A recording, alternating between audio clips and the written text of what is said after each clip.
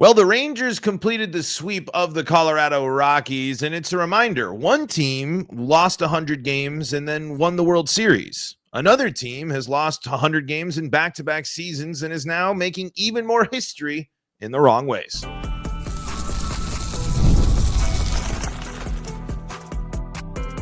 You are Locked On Rockies, your daily Colorado Rockies podcast. Part of the Locked On Podcast Network, your team every day.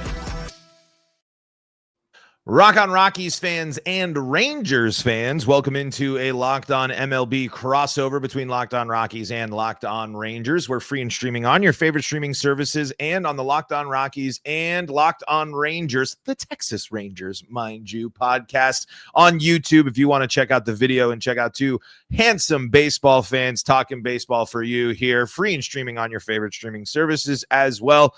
I am Paul Holden, host of the Locked On Rockies podcast, and I'm joined by Bryce Patrick, host of the Locked On Texas Rangers podcast. I am not the host of the Locked On New York Rangers. I know that they hit the puck with some sticks. That's about the limits of my knowledge of the Rangers up north.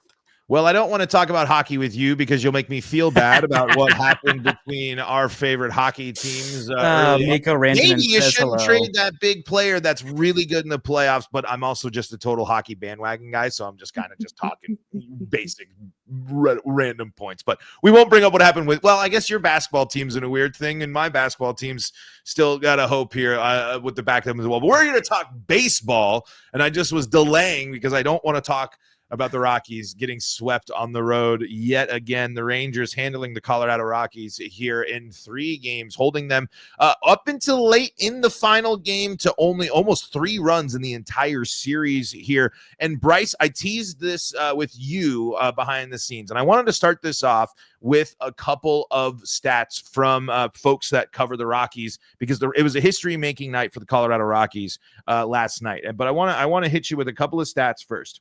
Highest first inning ERA in Major League Baseball. Bottom 5. Colorado Rockies at 8.36.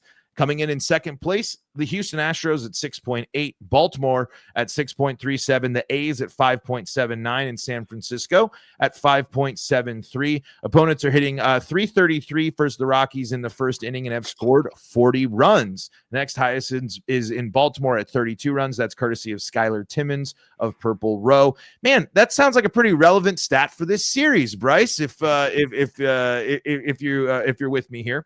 I sure am. That's a lot of runs at the first inning. Yeah, and it's, when an offense can't come back, it's kind of like that's how you fall behind and you can't bounce back in any games. Here's from Manny Randall here. The Rockies at 7-36 have the worst 43-game start to a season in modern baseball history since 1900, and it's not going to get easier. Next up for Colorado, D-backs, Phillies, Yankees, Cubs, Mets. And let me I got a couple more for you. I know this might seem a little ridiculous, but I feel like I have to vent to another fan base here to just kind of highlight how ridiculous 2025 has been for the Colorado Rockies. Patrick Saunders writes here, Rockies starters have a 6.89 ERA. The worst starter ERA in franchise history is 6.19 in 1999. I got to find the hilarious names of the team that the Rockies now are tied with. But Bryce, as I find this last one that I want to read with you, just tell me your thoughts when I read to you just how horrible the Colorado Rockies have been in 2025. It's bad. It's really bad.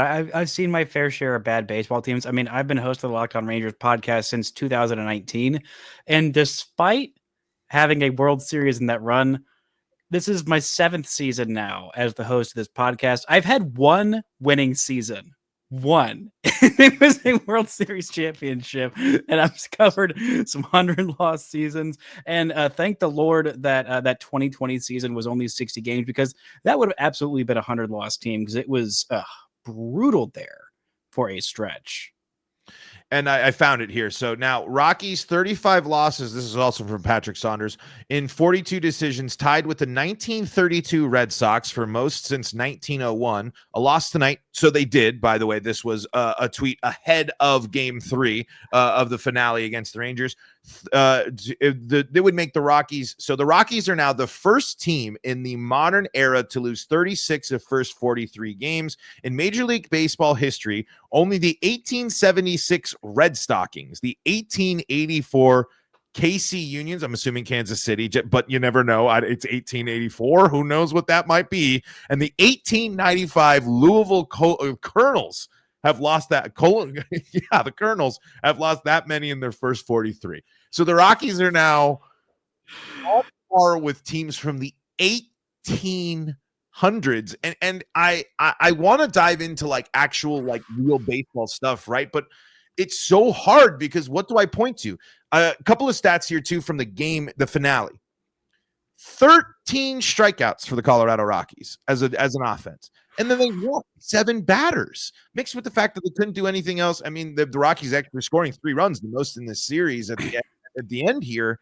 But I mean, it's crazy to be historically bad. The worst since the Colonels in the 1800s. There's so much baseball history that when you're like the worst and you got to reach back that far, like there's a lot of teams that have been really bad, right? Including last year, the White Sox were historically bad. And to be like, we knew it like 20 games of the season, like, oh, the White Sox are bad, but they might just be regular bad. The Rockies are special bad. Like that's tough. Like that's really tough to be a part of. And I know for you looking like it's Patrick Corbin.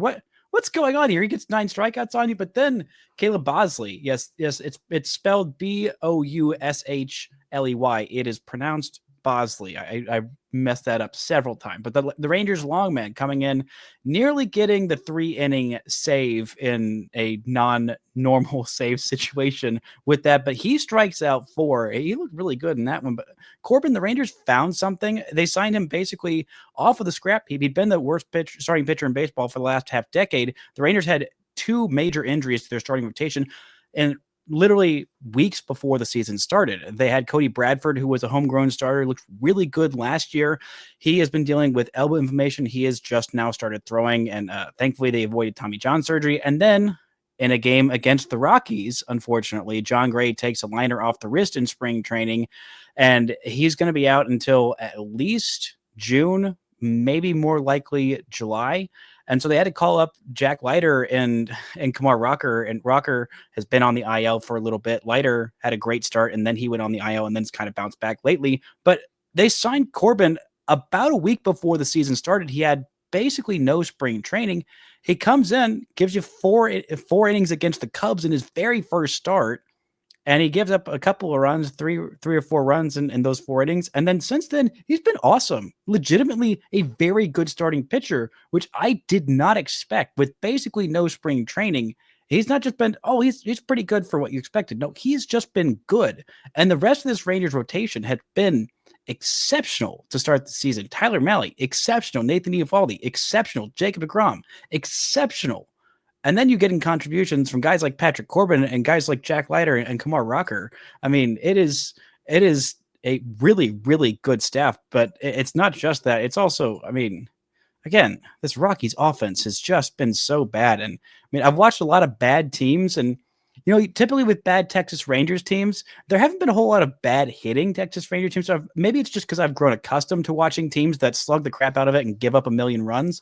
I feel like it's almost more infuriating to have like a couple of good parts of the team and then watch the offense do nothing. That's what I've been dealing with for most of this season so far, is like the pitching staff's been awesome, and this lineup that's supposed to be awesome has not been. And with the Rockies, I know it's similar there because you play at Coors. So, I mean, you have a half decent lineup, you're going to score 5-6 runs a game because that's just the way it goes. But I mean, this series, it's the Rangers pitched and hit decently well, not that great, but they come away with 3 wins. I mean, the Rockies, Chase Dollander, the Rockies, he looked awesome. He looked carrying awesome, right? And that's like one of the small silver linings where it's like, man, we've seen the flashes, and this is his first big stint in the majors, and it's like, so like if this was a normal bad team. It was like, hey, it's a rookie guy going through the lumps and he's pitching at court. Like, he's also like what, a year and a half removed from being drafted. Like he just breezed through the major.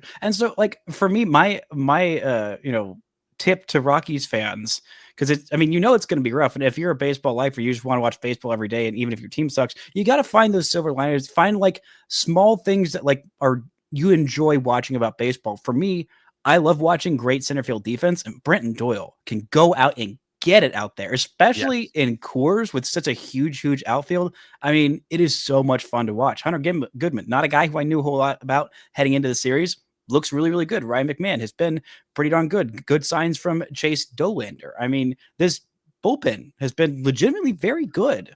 Right. And, kind of kept the Rockies in it for the first couple games, even when they went down early in those games. But you just got to find different things. You remember, okay, this is why I like baseball. I close out every single show with don't forget to enjoy baseball, because sometimes when I'm pissed off at my team, and I'm sure you felt it a lot this year and will feel it a whole lot more, I say don't forget to enjoy baseball. And for me, sometimes it's as much a reminder of myself as it is for everyone who's listening.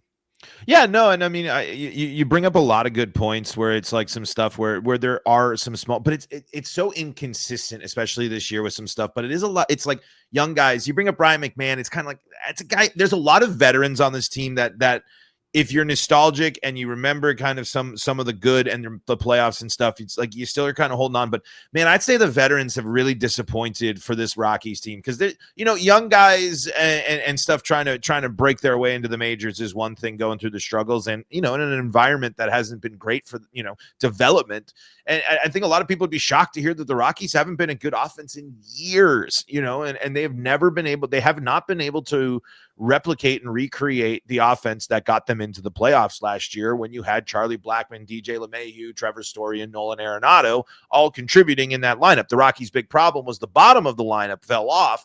Those guys were able to contribute, and now with the Rockies, they're looking for someone. But you mentioned Hunter Goodman. He's had a sneaky good season. Amongst all of this, he's actually playing real good baseball. Brenton Doyle, haven't seen what we were hoping for on offense, but he's also dealt with the sudden death of a child, going through the tough sledding of the season. Like, I don't think Brenton Doyle, unfortunately, is as locked in mentally, and that's how can you blame him? The life is just not going the right way, and the Rockies are missing arguably their best player in shortstop Ezekiel Tovar, who's been missing time with a hip injury. So there is a possibility for the Rockies to turn things around a little bit, and they've been unlucky in some ways, but this is a reflection of, this is an organization that has told us they're on the right path, they're on the right track, they will just wait, look at how we can develop talent. And there's a lot of talent that hasn't developed the way that we would hope and expect for a team that has already gone through back-to-back 100-loss seasons. It's not like this is like the first chunk of the rebuild and it's just going that horrendously. This is now going to be the 7th straight losing season of Rockies baseball, in the 3rd 100-loss season. There's probably almost no way to avoid that at this point with the strength of schedule and everything. So it's like, as much as we can find the silver linings, this has to be a reckoning for the Colorado Rockies. There has to be. I guess I can't put my hopes on a massive overhaul of people, but they have to completely reevaluate how they approach things, because again, they're not just being bad. They are being historically bad and on track to be one of the worst teams of all time. These aren't just buzzwords we're throwing out. This isn't overreaction. I just listed you 3 teams from the 1800s that the Rockies are on par with. No team in the modern era has been as bad as the Rockies. And we just saw a team, as you mentioned, Bryce, last year have the worst season in modern baseball history.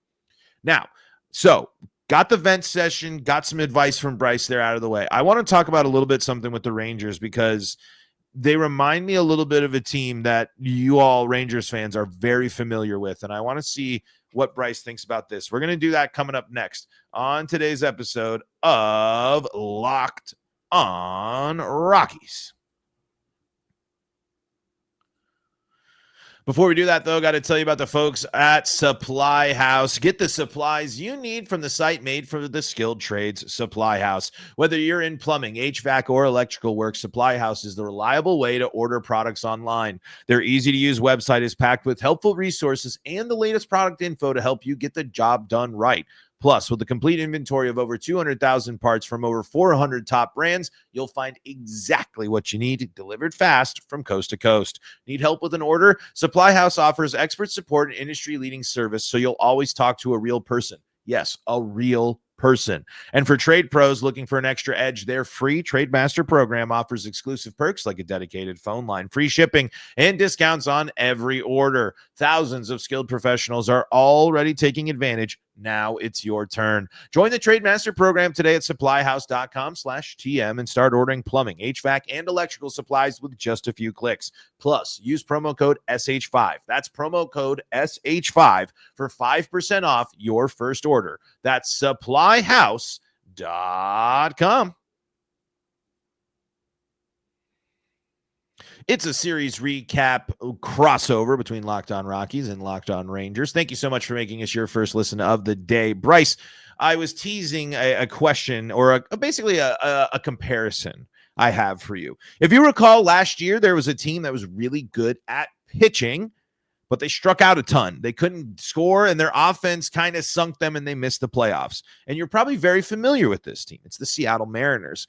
And I feel like I'm kind of checked out on the Rangers. I haven't followed a ton of stuff, but I'm seeing some headlines from Locked On Rangers. I'm seeing you talking about some stuff. You're hyping up, is this the best rotation in baseball? And that sounds a lot like a team last year in the Seattle Mariners having an argument for the best. And we hear, I believe, top 3 rotation in baseball statistically right now for the Rangers, at least according to the Rockies broadcast.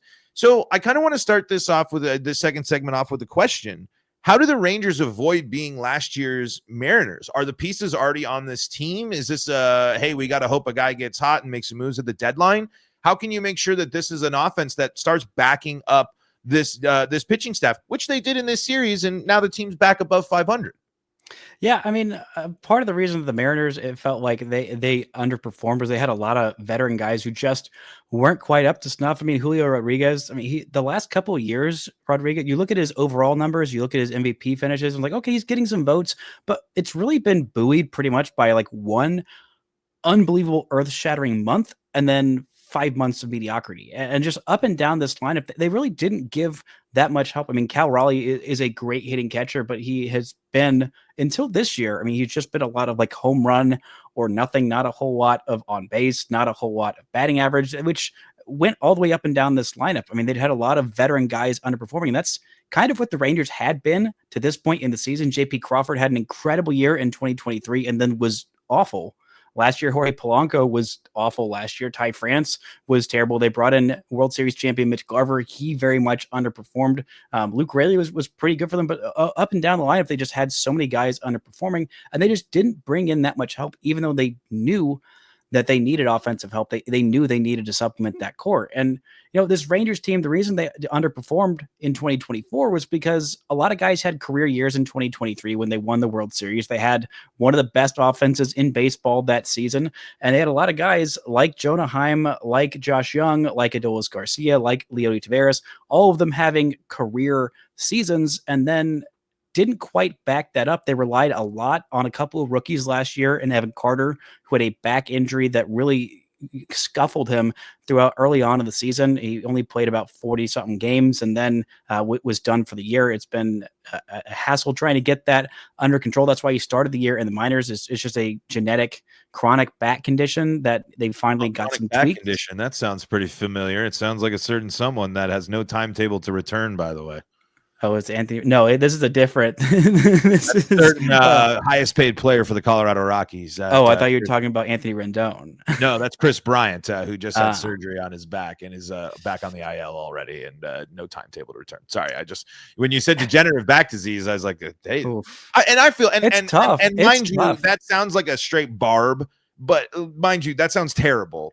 Degenerative back disease sounds especially horrendous. For Evan, who's like, he's so young too. Like for me, it was like, I was worried more about like quality of life because he had missed significant time with a back injury at age, 19 in his first pro season. And to have 2 seasons derailed by back injuries before you turn 22 was scary stuff. Scary. But thankfully he has looked a lot more right. They were also banking a lot on Wyatt Langford, who has blossomed really this year, but they expected a lot of him. I mean, to be kind of that savior to this offense. I mean, Corey Seager had a decent year. Marcus Semien had a big down year, and they just didn't add about one more bat would have really helped them last year. And it seemed like they learned from that. They learned from their mistakes. They brought in some more slug. They brought in some guys who could hit fastballs better. They were not a great fastball hitting team. They brought in Jock Peterson to DH, and that was, I thought, a great move. They moved on from Nathaniel Lowe, kind of did a first base swap. Lowe was a couple years into arbitration, so he was going to be making around $11 million. They make the swap and add an arm in Robert Garcia from the Nationals, and then they bring in Jake Berger for not a whole lot of prospect capital, and he's a guy who brings a whole lot of slug. He can also hit fastball as well. They also brought in Kyle Higashioka, to where if Jonah Heim, who was an all-star in 2023, if he had another down year like 2024, you've got some help there at catcher, and you can also kind of spell him a little bit. And then the breakout of Josh Smith from 2024 has been very much real. He has been one of the Rangers' best hitters so far this season, and he has been very, very helpful. But you thought you learned from that. And Jock Peterson comes in, he goes 0 for 41 for the worst stretch of his career. And just all these different guys in career worst slumps, these proven track record big league hitters that were all in career worst slumps at the same time. And the Rangers still were floating around 500. You think, how is this possible? These guys who are all proven big leaguers, Jake Berger, who they optioned to the minors, just brought back on Monday before this series because he still had an option. Yeah. I mean, Leody Taveras, they just completely cut bait with because he was not only not doing it offensively, he was also having some just brutal misplays in the outfield in crucial moments, multiple games that they lost because of defensive gaps from a guy who is a glove first center fielder, which you just can't have happen. And then Corey Seager has been dealing with hamstring issues this season. He was on the IL, then he came back, played a couple of games, had the best game of his season on Saturday with a multi-homer game and 3 hits, 3 extra base hits, and then didn't play on Sunday and is gone back on the IL now. So it's just been such a carousel of guys, but I've been holding the line, holding steady. The Rangers fired their offensive coordinator, Donnie Ecker, who was the architect behind those 2021 San Francisco Giants offensive breakout. They also have Justin Veely, who was the hitting coach there. Donnie Ecker was the one in charge of the offense in 2023, and the Rangers won the World Series. It was just kind of a time for a different voice. They fired him about a little bit over a week ago before that series in Boston. And now they have Aaron Boone's brother, Brett Boone, as another hitting coach in this room, a former player with no coaching experience, just kind of give a different, more player centric, more veteran guy kind of perspective, less numbers and X's and O's type of stuff, and more just on the mental side of things.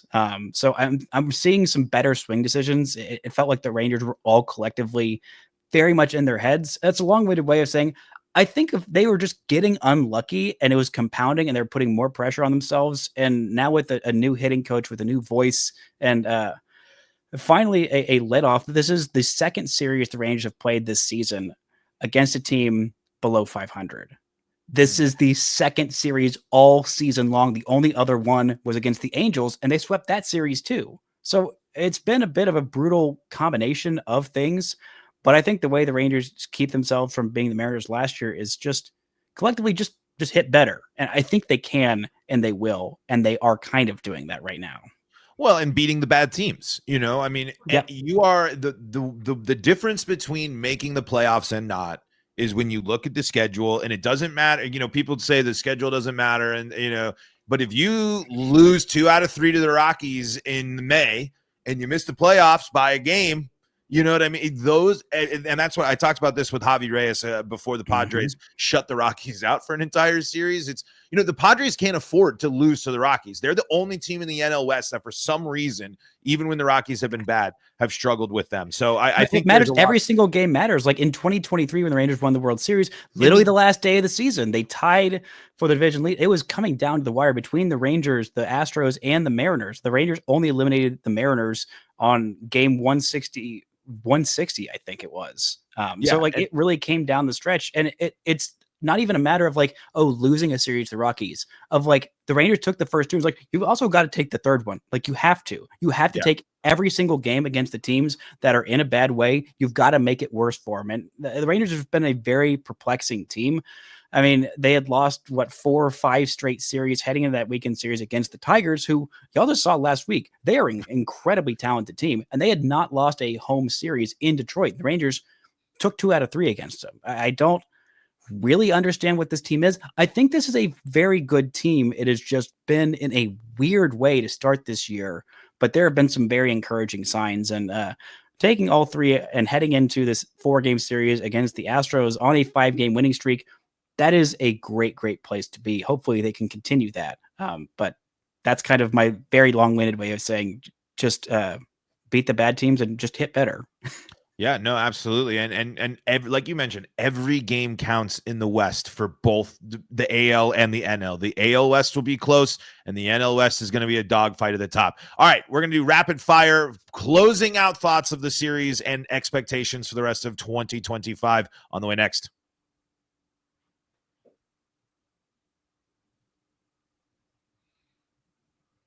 Locked On Rangers, Locked On Rockies crossover here for you on the Locked On MLB podcast network, and we're gonna just wind things down with, what is a what? I'll start here with me. I just want the Rockies to start playing competitive baseball, stealing some games, winning things, and start showing us steps in the right direction instead of just being outmatched. And it just seems like they are just so far outmatched right now against all these teams. And unfortunately, with the strength of schedule, it's not going to get any easier. So if the Rockies are able to start putting together some good, solid stretches instead of going on 8-game losing streaks, which they've already done 3 of this year, that'll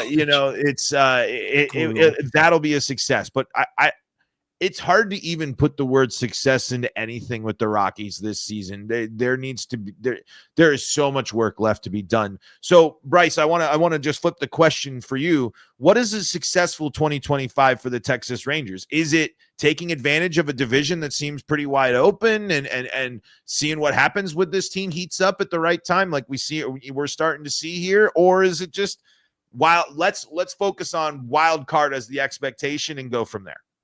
I think this team definitely expects themselves to win the AL West. It definitely still sticks in their craw that they didn't win the AL West and they lost on the last day. I mean, Corey Seager said the spiciest thing he's ever said at the parade with Alex Bregman. For Rockies fans who don't know, on the last day of the season, Alex Bregman was popping champagne bottles in the locker room of the Astros, and he's saying everyone was wondering what would happen if the Astros didn't win the AL West. I guess we'll never know. And then Corey Seager at the World Series parade said everyone was wondering what would happen if the Rangers didn't win the World Series. I guess we'll never know. The spiciest thing a very unspicy man has ever said. So they're hoping to win the AL West. For me, I don't particularly care. This team won a World Series when they were a wild card team. They have a pitching staff that lines up, a starting rotation that lines up with any other team. And they've got a bunch of playoff experienced veterans. Corey Seager is a monster in the postseason. It has been a long time since we've seen Jocktober. So for me, it's just make the postseason. I think if this team gets into the postseason, they can go on a run to the World Series because Bruce Bochy has the every other year title magic. So I'm hoping that he can make that. It's odd years now that he's in the AL. It was even years when he was in the NL. Maybe he can do 3 and 5 again. I'll take 2 and 3 and not be too greedy, but 3 and 5 would also be pretty darn nice. Well, hey, why not shoot for the stars, right? Okay, well, we joked about it. Speaking of Bruce Bochy, I forgot to mention the history that he made today. Rockies making history, Rangers making history. Bruce Bochy ties Sparky Anderson for the 6th most wins of a manager all time with this win tonight. Hopefully he can pass him tomorrow with the win against the Astros. Yeah, and it was funny. The Rockies, of course, the big news, you might have seen it on the MLB Squad show in your feed, talking about the Rockies moving on from Bud Black. And the Rockies were making the joke where it was like, Warren Schaefer is out here managing his first ball game, and Bruce Bochy is managing 4,000. It's like, oh, man, so funny. It's just such a good thing. Okay, we're just about out of time, but Bryce, we joked about it. We got to bring it up. I'm a big Jon Gray fan. This is a topic for an off-season pod, for later, where we can talk about Jon Gray being arguably the more successful one of the Rockies' last playoff rotation. But just give me your 30-second. Would you take back the Jon Gray trade or the Jon Gray signing at any point, or would you say even with the injuries, Jon Gray has been a strong contributor to the Texas Rangers? John Gray is a World Series champion forever. And so for that reason, I will not. There's only one move that led to the 2023 World Series title that I would partially undo, and that's trading for Aroldis Chapman and trading away a young lefty ace in Cole Reagans. But John Gray was instrumental in that team winning it all. He was fantastic. He was consistent during the regular season. He wasn't exceptional, but he was consistent. And for a team that had so much depth hit down in their rotation that year, I mean, it was really, really tough. He got injured at the end of the year, literally his last start of the season. Comes back in the ALCS in the bullpen, and in that World Series had two different outings where he came in and he pitched in relief in game one, that magical game one where Corey Seager tied it with one swing, and then the Rangers won it in extra innings. They don't get there without John Gray's excellence in relief. And then in game three, a masterclass for him coming in for Max Scherzer, took a line drive off the back. He only made it through 3 innings, and I believe John Gray threw 2 1/3 innings where he was just obliterating guys. And, he's going to be coming back into this rotation that seems pretty full. He might end up in a bullpen spot when he does come back, but that slider is so darn nasty and the stuff can tick up a little bit. It's a successful contract. He has done his job. He has been about a mid-rotation starter, and the Rangers don't win a World Series championship without him. Absolutely not. No way would I undo that John Gray contract. He is a Texas Rangers legend forever, the Gray Wolf. It stinks that he gets to go down as a Texas Ranger legend. I'm not going to lie, but we're out of time here. Bryce, where can people go to make sure they're staying up to date with all things Locked On Rangers? You can go find Locked On Rangers wherever you get your podcasts and on YouTube. You can find me on Twitter at Bryce Patrick. Find the show at Locked On Rangers. Paul, where can the fine folks listening to Locked On Rangers find you and all of your work? Best place to go is the Locked On Rockies YouTube channel. Be part of the show there. If you want to join the show, fire off some. We got a lot of fired up Rockies fans. You want to chat with some fired up Rockies fans, you can come find us over there, because Bryce, I think you're going to have a lot more fun watching baseball than I am this year. But folks, thank you so much for joining us here on this Locked On MLB crossover. And thank you so much for making us your first listen of the day. Go check out our pal Sully for your second listen of the day. And until next time, folks, this is Paul Holden saying so long from the Locked On Podcast Network.